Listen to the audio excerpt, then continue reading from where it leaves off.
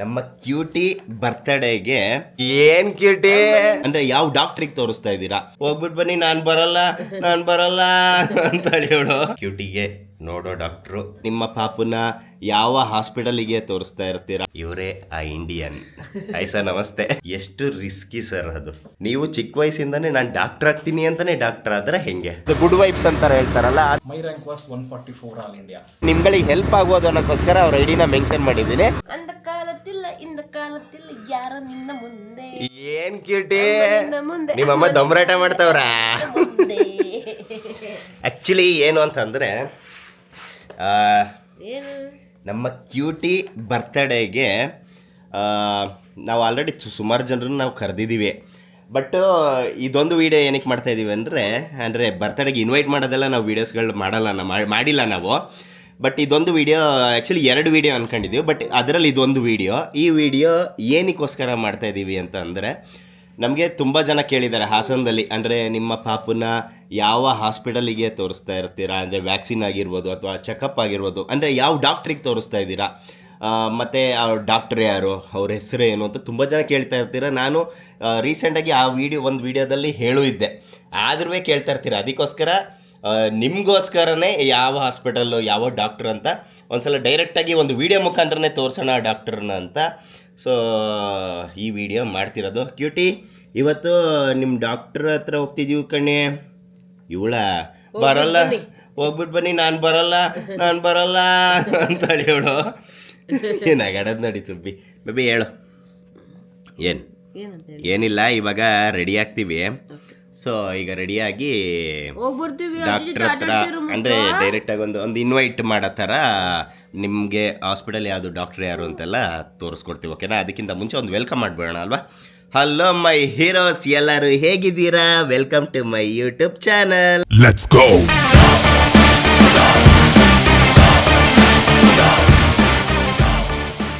ಹಾಗೆ ಎಲ್ಲೋ ಇತ್ತು ನಾನು, ಇಲ್ಲಿದ್ದೀನಿ. ಹಾಗೆ ಏನು ಅಂತಂದರೆ ವೆಲ್ಕಮ್ ಅಂದರೆ ನಾವೀಗ ರೆಡಿಯಾಗಿ ಹೊರಡೋಕ್ಕಿಂತ ಮುಂಚೆ ತುಂಬ ಇಂಪಾರ್ಟೆಂಟ್ ಏನು ಅಂತಂದರೆ, ಯಾರ್ಯಾರು ನನ್ನ ವೀಡಿಯೋಸ್ಗಳನ್ನ ನೋಡಿ ಸಬ್ಸ್ಕ್ರೈಬ್ ಮಾಡ್ಕೊಂಡು ಸಪೋರ್ಟ್ ಮಾಡ್ತಾ ಇದ್ದೀರಾ ಎಲ್ಲರಿಗೂ ಮನ್ಸಾರೆ ಥ್ಯಾಂಕ್ ಯು ಸೋ ಮಚ್. ಹಾಗೆ ಇನ್ನು ಯಾರ್ಯಾರು ಸಬ್ಸ್ಕ್ರೈಬ್ ಮಾಡ್ಕೊಂಡಿಲ್ಲ, ಪ್ಲೀಸ್ ಸಬ್ಸ್ಕ್ರೈಬ್ ಮಾಡ್ಕೊಂಡು ಸಪೋರ್ಟ್ ಮಾಡಿ. ಓಕೆನಾ? ಸಪೋರ್ಟ್ ಮಾಡಬೇಕು, ಸಬ್ಸ್ಕ್ರೈಬ್ ಮಾಡ್ಕೊಳ್ಳಿ. ಓಕೆನಾ? ಈಗ ನಾನು ನನ್ನ ಬೇಬಿ ರೆಡಿಯಾಗಿ ಬರ್ತೀವಿ. ಬೇಗ ಬಾರಮ್ಮ, ಎಷ್ಟೊತ್ತು? ಅಯ್ಯೋ, ಈ ತರ ಮೇಕಪ್ ಮಾಡ್ಕೊಂಡು ಒಂದು ಚಿಕ್ಕದೊಂದು ಮೇಕಪ್ ನಡಿಯಲ್ಲಿ ಮೇಕಪ್ ಮಾಡಲ್ಲ, ಗೊತ್ತಾಯ್ತಾ? ಏನ ಚಿಕ್ಕದೊಂದು ಮೇಕಪ್ ಇದು ಪೌಡ್ರ್ ಹಿಂಗ್ ಸಿಕ್ಬಿಟ್ರು ನನ್ನ ಜೀವನದಲ್ಲಿ ಮೇಕಪ್ ಮಾಡಲ್ಲ, ಆಯ್ತಾ? ಬೇಡ ಬಿಡು ಮಾಡೋದು. ಅಲ್ಲಿ ಇವನೇನೋ ಹಿಂಗೆ ರೆಡಿ ಆಗ್ಬಿಡ್ತಾನೆ, ನಾನು ಗೊಂಬೆಗೆಲ್ಲ ತಿನ್ಸಿ ರೆಡಿ ಆಗ್ಬಿಟ್ಟು ಬರೋದು ಬೇಡ. ಆಯ್ತಾಯ್ತು, ನಡಿ ಹೊರಡೋಣ. ನಡಿ, ಕ್ಲೀನಾಗಿ ಓಡಿಸಲ್ಲಿ. ನೀನು ನನಗೆ ಹೇಳ್ಕೊಡ್ತಿದ್ಯಾ? ಬೇಗ ಬರಬೇಕು, ಗೊಂಬೆಗೆ ಊಟ ಬೇರೆ ಮಾಡಿಸ್ಬೇಕು, ಅವಳು ಅಳ್ತಾಳೆ. ಹೌದು. ಓಕೆ, ನಾವು ಲಾಸ್ಟ್ ಟೈಮ್ ಅಂದರೆ ಜನರುಗಳು ಕೇಳಿದ ಪ್ರಶ್ನೆಗೂ ಉತ್ತರ ಕೊಟ್ಟಿದ್ದೆ, ಯಾವ ಹಾಸ್ಪಿಟಲ್ ಡಾಕ್ಟರ್ ಹೆಸರೇನು ಅಂತನೂ. ಸೊ ನಿಮಗೆ ಫಸ್ಟ್ ಅವ್ರನ್ನೇ ತೋರಿಸ್ತೀವಿ ಬನ್ನಿ. ಅದೇ ಅವ್ರನ್ನೇ ತೋರಿಸ್ತೀವಿ. ಆ್ಯಕ್ಚುಲಿ ಹಾಸ್ಪಿಟಲ್ ಹೆಸರು ಬಂದು ಸಿಕ್ಕಾಪಟ್ಟೆ ಹಳೇ ಆಸ್ಪತ್ರೆ, ಅದು ಜಯಶ್ರೀ ನರ್ಸಿಂಗ್ ಹೋಮ್. ಇವರೆಲ್ಲ ಇವರು ನಿನ್ನ ತಂಗಿ ಅಲ್ಲೇ ಹುಟ್ಟಿದಂತೆ. ನನ್ನ ತಂಗಿ ಏನಿದ್ದಾಳಲ್ಲ ಚಿನ್ನಿ, ಅದೇ ಆಸ್ಪತ್ರೆಯಲ್ಲೇ ಹುಟ್ಟಿರೋದು, ಜಯಶ್ರೀ ನರ್ಸಿಂಗ್ ಹೋಮ್ ಅಂತ. ಸಿಕ್ಕಾಪಟ್ಟೆ ಹಳೆ ಆಸ್ಪತ್ರೆ, ಅದು ಇವಾಗ ಹೊಸದಾಗಿದೆ. ಬಟ್ ನಾವು ಹಳೆ ಆಸ್ಪತ್ರೆ ತೋರಿಸ್ಕೊಂಡು ಹೋಗ್ತೀನಿ ಬನ್ನಿ. ಏನಕ್ಕೆ ಅಂದರೆ ನನ್ನ ಕ್ಯೂಟಿ ಏನಿದ್ದಾಳಲ್ಲ, ಕ್ಯೂಟಿ ಬೇಬಿ ಎಷ್ಟು ತಿಂಗಳಾಗೋವರೆಗೂ ನಾವು ಆಸ್ಪತ್ರೆ ಕರ್ಕೊಂಡು ಹೋಗ್ತಿದ್ವಿ. ಅಂದರೆ ಅವಳು ಹುಟ್ಟಿದ್ದು 11 ತಿಂಗಳವರೆಗೂ ಪ್ರತಿಯೊಂದು ವ್ಯಾಕ್ಸಿನ್ಸ್ ಆಗಿರ್ಬೋದು, ಟೆಸ್ಟ್ಗಳಾಗಿರ್ಬೋದು, ಬಟ್ ನಾವು ಹಾಸನಲ್ಲಿ ಇರೋ ತನಕ ಅದೇ ಆಸ್ಪತ್ರೆಗೆ ಹೋಗೋದು, ಅದೇ ಆಸ್ಪತ್ರೆಗೆ ಕರ್ಕೊಂಡು. ಅಂದರೆ ಇವಾಗ ಕ್ಯೂಟಿಗೆ 1 ವರ್ಷ ಆಗ್ತಾ ಬಂತು. ಸೊ ಮೊನ್ನೆ ಒಂದ್ಸಲ ಕರ್ಕೊಂಡು ಹೋಗಿದ್ವಿ. ಬಟ್ ಅದು ಮೊನ್ನೆ ಕರ್ಕೊಂಡು ಹೋಗಿದ್ದು ಹೊಸ ಆಸ್ಪತ್ರೆಗೆ. ಅವಾಗ ಸ್ವಲ್ಪ ಅವಳಿಗೆ ಲೈಟಾಗಿ ಜ್ವರ ಬಂದಿತ್ತು. ಫಸ್ಟ್ ಟೈಮ್ ಗೊತ್ತಾ, ಅವಳಿಗೆ ಇಂಜೆಕ್ಷನ್ ಕೊಟ್ಟಾಗ್ಲೂ ಅಷ್ಟು ಜ್ವರ ಬಂದಿಲ್ಲ ಅವಳಿಗೆ. ಬಟ್ ಜ್ವರ ಬಂದಿತ್ತು ಇವಳಿಂದ ಬಂದಿದ್ದು. ಅದೇ ನಂಗೆ ಸ್ವಲ್ಪ ಶೀತ ಕೋಲ್ಡ್ ಆಗಿತ್ತಲ್ಲ, ಇವಳಿಂದ ನಂಗೂ ಬಂತು. ಸೊ ಅದರಿಂದ ಬಂದಿದೆ ವೈರಲ್ ಫೀವರ್ ಅಂತ ಅಂದ್ರು ಡಾಕ್ಟರ್. ಬಟ್ ಬೇಜಾರಾಗೋಯ್ತು ಮಾತ್ರ. ಸತ್ಯ ದೇವ್ರದಿಂದ ಒಂದೇ ದಿನದಲ್ಲಿ ನನ್ನ ಮಗಳು ಪಟ್ಟಂತ ಹುಷಾರಾದ. ಸೊ ನಾವು ಆ್ಯಕ್ಚುಲಿ ಆ ಡಾಕ್ಟರ್ ಬಗ್ಗೆ ನಾವು ಆಮೇಲೆ ಹೇಳ್ತೀವಿ, ಅವ್ರನ್ನೆಲ್ಲ ಭೇಟಿಯಾಗಿ ಬಂದ ಮೇಲೆ ಹೇಳ್ತೀವಿ. ಫಸ್ಟ್ ಅವ್ರನ್ನ ತೋರಿಸಿ ಏನಕ್ಕೆ ಇವಾಗ ಏನು ವಿಡಿಯೋ ಅದು ಹೇಳಿದ್ಯಾ? ಅದೇ ಬರ್ತ್ಡೇಗೆ ಇನ್ವೈಟ್ ಮಾಡೋಕ್ಕೆ ಹೋಗ್ತಾ ಇರೋದು. ಸೊ ಸೊ ಅದೇ ನಾವು ಯಾರ್ಯಾರನ್ನು ಇನ್ವೈಟ್ ಮಾಡಿದೀವಿ ಅಂತ ಅದೆಲ್ಲ ಇದುವರೆಗೆ ನಾನು ವಿಡಿಯೋ ಮಾಡಿಲ್ಲ. ಯಾವ್ದನ್ನು ನಾವು ವಿಡಿಯೋ ಮಾಡಲ್ಲ. ಇಬ್ರು ಪರ್ಸನ್ ತುಂಬಾ ಸ್ಪೆಷಲ್ ನಮಗೆ. ಇವತ್ತು ಹಾಸ್ಪಿಟಲ್ ಬಂತು ನೋಡಿ, ಅವತ್ತು ನೋಡಿ. ಇದು ಇದೇ ಆಸ್ಪತ್ರೆ, ಇದು ಜಯಶ್ರೀ ನರ್ಸಿಂಗ್ ಹೋಮ್. ಆಕ್ಚುಲಿ ಇಲ್ಲಿ ಫಸ್ಟ್ ನಮ್ಮ ಅಕ್ಕನ ಮಕ್ಕಳು ಹುಷಾರಿಲ್ಲ ಅಂತ ಅಂದ್ರೆ ಇಲ್ಲಿಗೆ ಕರ್ಕೊಂಡ್ ಬರೋದು. ಅದ ಸುಮಾರು ಸಲ ಬಂದಿದ್ದೆ ಇಲ್ಲಿಗೆ. ಇದು ಹಳೆ ಆಸ್ಪತ್ರೆ ಅಂದ್ರೆ ಇವಾಗ ಇದು ಹಳೆ ಆಸ್ಪತ್ರೆ ಆಗಿದೆ. ಈಗ ಹೊಸ ಆಸ್ಪತ್ರೆ ನೋಡಿ, ಹೊಸ ಆಸ್ಪತ್ರೆ ಪಕ್ಕದ ರೋಡಲ್ಲೇನೆ ಇರೋದು. ಇದು ಇಲ್ಲಿ ಹೊಸದು ಜಯಶ್ರೀ ನರ್ಸಿಂಗ್ ಹೋಮ್ ಅಂತ ಸಖತ್ತಾಗಿ ಮಾಡಿದ್ದಾರೆ ಮಾತ್ರ. ಸೂಪರ್ ಸ್ಪೆಷಾಲಿಟಿ, ಸೂಪರ್ ಸ್ಪೆಷಾಲಿಟಿ ಇದು, ಚೆನ್ನಾಗಿ ಮಾಡಿದ್ದಾರೆ, ತುಂಬಾ ಚೆನ್ನಾಗಿ ಮಾಡಿದ್ದಾರೆ ಜಯಶ್ರೀ ನರ್ಸಿಂಗ್ ಹೋಮ್. ಒಂದು ತಿಂಗಳು ಆಗಿಲ್ಲ ಅನ್ಸುತ್ತೆ ಐ ಥಿಂಕ್ ಓಪನ್ ಆಗಿ ಅಲ್ವಾ. ಹೌದೌದು. ಈಗ ಹೋಗಿ ಫಸ್ಟ್ ಡಾಕ್ಟ್ರು ಫ್ರೀ ಇದಾರ ಅಂತ ನೋಡ್ಕೊಂಡು ಆಮೇಲೆ ಇನ್ವೈಟ್ ಮಾಡ್ಬೇಕು. ಆ್ಯಕ್ಚುಲಿ ಅವ್ರ ಹತ್ರ ಒಂದೆರಡು ಕ್ವಶನ್ ಕೇಳೋಣ ಅನ್ಕೊಂಡಿದ್ದೀನಿ. ಏನಂತ ಅಂದರೆ ಏನು ಅಂತಂದರೆ, ಏನಕ್ಕೋಸ್ಕರ ಈಗ ಚಿಕ್ಕ ಮಕ್ಕಳಲ್ಲಿ ಸ್ಕೂಲ್ಸಲ್ಲಿ ನಿಮ್ಮ ಡ್ರೀಮ್ ಏನು ಅಂದ ತಕ್ಷಣ ನಾನು ಡಾಕ್ಟ್ರ್ ಆಗ್ತೀನಿ, ನಾನು ಇಂಜಿನಿಯರ್ ಆಗ್ತೀನಿ ಅಂತ ಹೇಳ್ತಿದ್ರಲ್ಲ, ನಿಮಗೆ ಚಿಕ್ಕ ವಯಸ್ಸಿಂದನೂ ಡ್ರೀಮ್ ಇತ್ತ? ಏನಕ್ಕೋಸ್ಕರ ಡಾಕ್ಟರ್ ಆದ್ರಿ ಅಂತ ಅದು ಕೇಳೋಣ. ಸರಿ ಬಾ. ಅದು ಬಿಟ್ಟರೆ ಇನ್ನೊಂದು ಏನು ಅಂದರೆ, ಮಕ್ಕಳು ಡಾಕ್ಟರ್ ಆಗಿದ್ದಕ್ಕೆ ಎಷ್ಟು ರಿಸ್ಕ್ ಇದೆ ಅಂತ. ಓಕೆ, ಯಾಕೆಂದರೆ ಮಕ್ಕಳಂದ್ರೆ ಸೆನ್ಸಿಟಿವ್ ಅಲ್ಲ. ಹೌದೌದು. ಸೊ ಹಾಗಾಗಿ ಓಕೆ, ಬನ್ನಿ ಒಳಗೋಣ. ಇಲ್ಲಿ ನೀನು ಇಟ್ಕೋಬೇಕು. ಓಕೆ, ಹಾಸ್ಪಿಟಲ್ ಒಳಗೆ ಹೋಗ್ತಾ ಇದ್ದೀವಿ. ಆ್ಯಕ್ಚುಲಿ ತುಂಬ ಜನರು ಇದ್ದಾರೆ. ನೋಡೋಣ ಯಾವಾಗ ಭೇಟಿ ಆಗ್ತಾರೆ ಅಂತ, ಯಾವಾಗ ಸಿಗ್ತಾರಂತ ನೋಡೋಣ. ಸರ್ ನಮಸ್ತೆ. Hi sir. ಪಾಪು ಬರ್ತ್ಡೇಗೆ ಇನ್ವೈಟ್ ಮಾಡೋಣ ಅಂತ. ಆರಾಮಾಗಿದೆ. ಒಂದೇ ದಿನ ಫ್ಯಾಮಿಲಿ ವೇರ್ ಮೋಸ್ಟ್ಲಿ ವರ್ಕ್ ಆಗಿರ್ಬೋದು. ಫ್ಯಾಮಿಲಿ ವೇರ್ ಹಾಕಿದ್ನಾ? ಯಾವುದು? ಆಂಟಿ ವೈರಲ್ ಅದೇ ಆಂಟಿ ವೈರಲ್ ಒಂದು ಕೊಟ್ಟಿದ್ರೆ 7 days ಕೊಡಕ್ಕೆ. ಅದು ಹಾಕಿದ ತಕ್ಷಣ ಅದು ವಿತಿನ್ 24 hours ಹಾಕಿದ್ರೆ ಅದು ಹಾಕಿದ್ರೆ ಸರಿ. ಆ್ಯಕ್ಚುಲಿ ಸರ್ ವಿಡಿಯೋದಲ್ಲಿದ್ದೀನಿ, ಆಲ್ರೆಡಿ ಲೈವ್ ಇದೆ. ನಾನು ಯಾವಾಗಲೂ ಹೇಳ್ತಿದ್ದೆ ಅಲ್ಲ, ನನ್ನ ಕ್ಯೂಟಿಗೆ ನೋಡೋ ಡಾಕ್ಟರ್ ರಾಜೀವ್ ಅಂತ. ಫಸ್ಟ್ ನಾನು ಅವ್ರನ್ನ ತೋರ್ಸೋಕ್ಕಿಂತ ಇಲ್ಲಿ ಬೋರ್ಡ್ ತೋರಿಸ್ತೀನಿ ನೋಡಿ. ನಂಗೆ ತುಂಬ ಇಷ್ಟ ಇದೆ, ಯಾವಾಗಲೂ ಬಂದಾಗಿದ್ದು ನಾನು ನೋಡ್ತಾ ಇರ್ತೀನಿ. Proud to be an Indian. ಇವರೇ ಆ ಇಂಡಿಯನ್. ಹಾಯ್ ಸರ್, ನಮಸ್ತೆ. ನಮಸ್ತೆ. ರಾಜೀವ್ ಅಂತ, ಡಾಕ್ಟರ್ ರಾಜೀವ್ ಸರ್. ನಾನು ನನ್ನ ವೈಫ್ ಹತ್ರ ಬರ್ತಾ ಇದ್ದೆ, ನಾನು ಬಂದ ತಕ್ಷಣ ಸರ್ರಿಗೆ ಒಂದು ಮಾತು ಕೇಳಬೇಕು ಅಂತ. ಅದು ತುಂಬ ಸಲದಿಂದನೂ ಅನ್ಕೊಳ್ತಾನೆ ಇದ್ದೆ, ಯಾರು ಒಬ್ಬರು ಡಾಕ್ಟ್ರ್ ಹತ್ರ ಕೇಳಬೇಕು ಅಂತ ಈ ಮಾತು. ಸರ್, ಈಗ ನೀವು ಡಾಕ್ಟ್ರ್ ಅಲ್ವಾ? ಈಗ ಸ್ಕೂಲಲ್ಲಿ ಟೀಚರ್ಸ್ಗಳು ಕೇಳ್ತಾರೆ ನಿಮ್ಮ ಏಮ್ ಏನು, ನಿಮ್ಮ ಡ್ರೀಮ್ ಏನು ಅಂತ. ಎಲ್ಲ ಮಕ್ಳುಗಳು ಹೇಳೋದು ಎರಡೇ, ಒಂದು ಇಂಜಿನಿಯರ್ ಆಗ್ತೀನಿ, ಒಂದು ಡಾಕ್ಟ್ರ್ ಆಗ್ತೀನಿ ಅಂತ. ನೀವು ಚಿಕ್ಕ ವಯಸ್ಸಿಂದನೇ ನಾನು ಡಾಕ್ಟ್ರ್ ಆಗ್ತೀನಿ ಅಂತಲೇ ಡಾಕ್ಟ್ರ್ ಆದರೆ ಹೆಂಗೆ? ಇಲ್ಲ, ಇದು ಏನಾಗುತ್ತೆ ಅಂತಂದರೆ, ಇದು ನಮ್ಮದು ಬ್ಯಾಕ್ಗ್ರೌಂಡು ಮಲ್ಟಿಪಲ್ ಫ್ಯಾಕ್ಟರ್ಸ್ ಮೇಲೆ ಡಿಪೆಂಡ್ ಆಗಿರುತ್ತೆ. ಓಕೆ. ಒಂದು ಮನೇಲಿ ಮೆಂಟರು ಗೈಡ್ ಇದ್ದು, ಮನೇಲಿ ಯಾರು ದೊಡ್ಡವರಿದ್ದು ಡಾಕ್ಟರ್ ಆಗಬೇಕು ಅಂತ ಮನಸ್ಸಿಗೆ ಬಂದಿರುತ್ತೆ ಕೆಲವರಿಗೆ. ಕೆಲವು ಡಾಕ್ಟರ್ ಆಗಬೇಕು ಅಂತಲೇ ಬಂದಿರುತ್ತೆ. ಓಕೆ. ನಮಗೆ ಆ ಥರ ಫ್ಯಾಮಿಲಿಯಲ್ಲಿ ಯಾರು ಡಾಕ್ಟರ್ಸ್ ಇರಲಿಲ್ಲ. ಓಕೆ. ಫಾದರ್ ಸೈಡ್ ಎಲ್ಲರೂ ಸರಿ, ಮದರ್ ಸೈಡ್ ಸರಿ ಯಾರು ಇರಲಿಲ್ಲ. ಒಂದೇನಂತಂದರೆ ಕ್ಲಾಸಲ್ಲಿ ಫಸ್ಟ್ ಬರಬೇಕಿತ್ತು. Okay. Class first 10th taluk first. ಆಮೇಲೆ ಇದು CET ಅಲ್ಲಿ 421 ರ್ಯಾಂಕು, ಒಬ್ಬ ಇಂಜಿನಿಯರಿಂಗ್ 1921 ರ್ಯಾಂಕು, ಎರಡು ಒಳ್ಳೆ ರ್ಯಾಂಕ್ ಬಂದಿತ್ತು. ಓಕೆ. ಮನೇಲಿ ಯಾರಿಗೂ ಗೊತ್ತಿಲ್ಲ ಏನು ಮಾಡ್ಬೇಕಂತನೂ ಗೊತ್ತಿಲ್ಲ.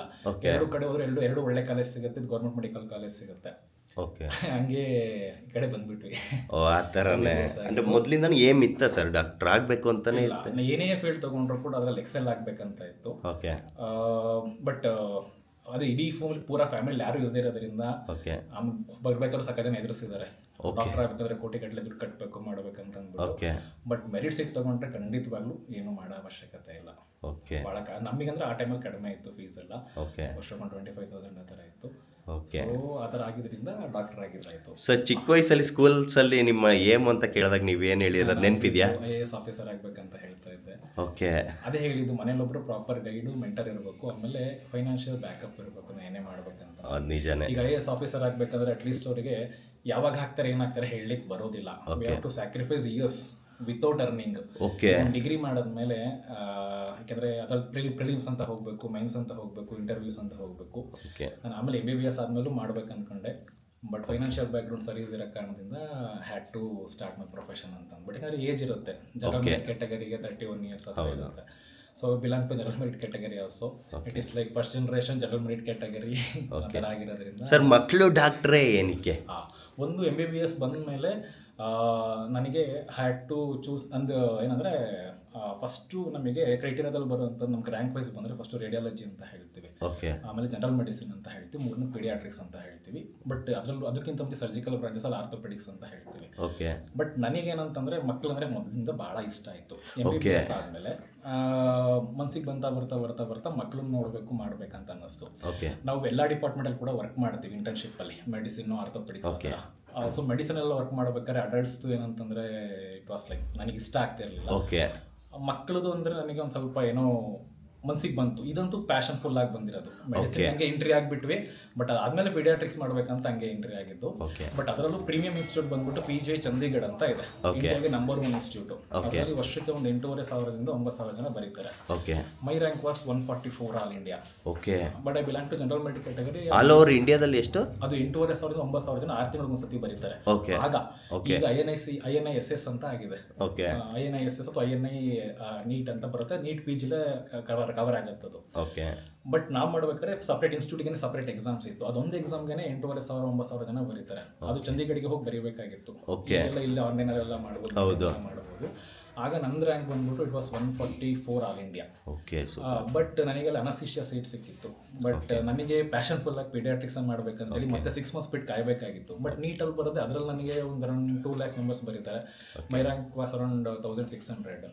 ಅದು ನಾನು ಸೆಂಟ್ರಲ್ ಇನ್ಸ್ಟಿಟ್ಯೂಟ್ ಥರನೇ, ಬಟ್ ಸೆಂಟ್ರಲ್ ಇನ್ಸ್ಟಿಟ್ಯೂಟ್ ಅಲ್ಲ, ಅದು PGI ರೋಹ್ತಕ್ ಅಂತ ಹರಿಯಾಣದ ಡೆಲ್ಲಿಯಿಂದ 70 ಕಿಲೋಮೀಟರ್ಸ್ ಇದೆ ರೋಹ್ತಕ್ನಲ್ಲಿ. ಸೊ ಅಲ್ಲಿ 3 years ಮಾಡಿದ್ದು. ಓಕೆ.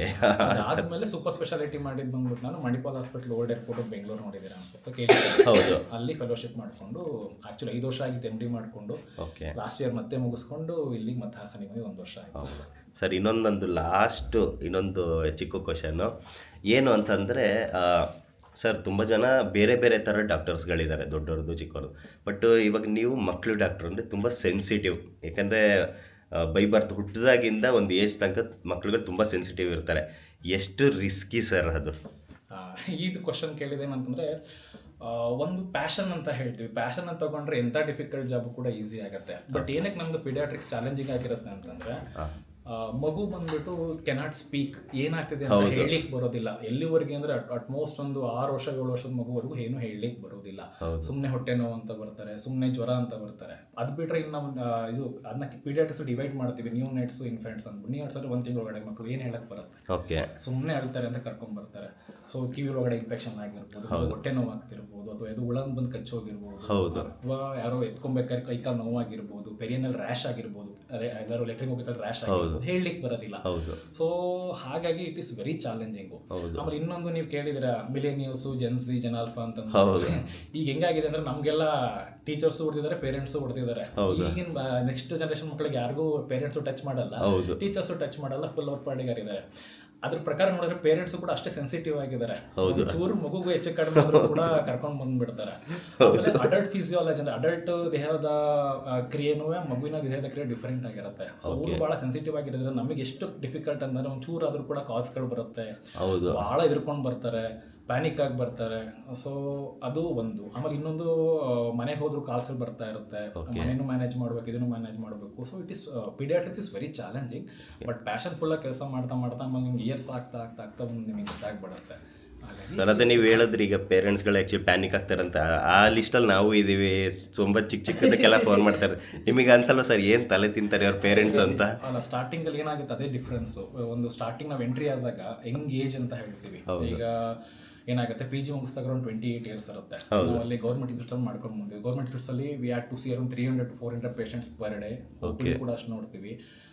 ಎಮರ್ಜೆನ್ಸಿಲಂತೂ ಒಂದು 60 ಬೆಡ್ ಮಲಗಿರುತ್ತೆ, ಬರ್ತಾನೆ ಇರ್ತಾರೆ. ಏನೋ ಸೀರಿಯಸ್ ಕೇಸ್ಗಳೆಲ್ಲ ನೋಡಿರ್ತೀವಿ. ನಮಗೆ ಅಷ್ಟೇ ಫ್ರಸ್ಟ್ರೇಷನ್ ಇರುತ್ತೆ. ಬಟ್ ಫೀಲ್ಡಿಗೆ ಎಂಟ್ರಿ ಆದಮೇಲೆ ನಮ್ದೊಂದು ಫ್ಯಾಮಿಲಿ ಅಂತ ಆದ್ಮೇಲೆ, ನಮ್ದೊಂದು ಮಗು ಅಂತ ಆದ್ಮೇಲೆ, ನಾವು ಆಸ್ ದ ಡೇ ಪ್ರೋಗ್ರೆಸಸ್ ನಾವು ಪ್ರಾಕ್ಟೀಸಲ್ಲಿ ಕಲಿಯೋದು ಅದನ್ನೇ, ಬೀಯಿಂಗ್ ಕಾಮ್ನೆಸ್. ಈಗ ನನಗೆ 2 ವರ್ಷ ಮಗಳಿದ್ದಾಳೆ. ಐ ಹ್ಯಾವ್ ಟು ಥಿಂಕ್ ನನಗೊಂದು ಮಗು ಇದೆ, ಅವಳಿಗಾದ್ರೆ ನಾವು ಪ್ಯಾನಿಕ್ ಆಗ್ತೀವಿ. ಸೊ ನಾವು ಆ ಥರ ಎಂಪಥೆಟಿಕ್ ಆಗಿ ನೋಡಿದಾಗಲೇ ನಾವು ಫೀಲ್ಡಲ್ಲಿ ನಾವು ಇಂಪ್ರೂವ್ ಆಗುತ್ತೆ. ಸುಮ್ಮನೆ ನಾನು ಏನೋ ಒಂದು ಪೇಷಂಟ್ ಬಂದರೂ ನಾನು ಪೇಷಂಟ್ ನೋಡದೆ ಕಳಿಸ್ದೆ, it is not the thing ಅಂತ ನನ್ನ ಪ್ರಕಾರ. ಯಾಕಂದರೆ ಈಗ ನಾನು ಯಾವುದೇ ಮಗು ಮೆಡಿಸಿನ್ ಹಾಕ್ಬೇಕಾದ್ರು ನನ್ನ ಮಗಳಿಗೆ ಹಾಕ್ಬೇಕಾರೆ, ಈವನ್ ನಾನು ಆಂಟಿಬಯೋಟಿಕ್ ಹಾಕ್ಬೇಕಾದ್ರು ಹೇಳ್ಬಿಟ್ಟೆ ಹಾಕ್ತೀನಿ. ನನ್ನ ಮಗಳಿಗೆ ನಾನು ಹಾಕಿಲ್ಲ 2 years. ನನ್ನ ಮಗಳಿಗೆ 2 years. ಅವಳಿಗೆ ಇದುವರೆಗೂ ನಾನು ಆಂಟಿಬಯೋಟಿಕ್ಸ್ ಟಚ್ ಮಾಡಿಲ್ಲ. ಇದು ನಾನು ಹೇಳ್ತಾ ಇದ್ದೀನಿ.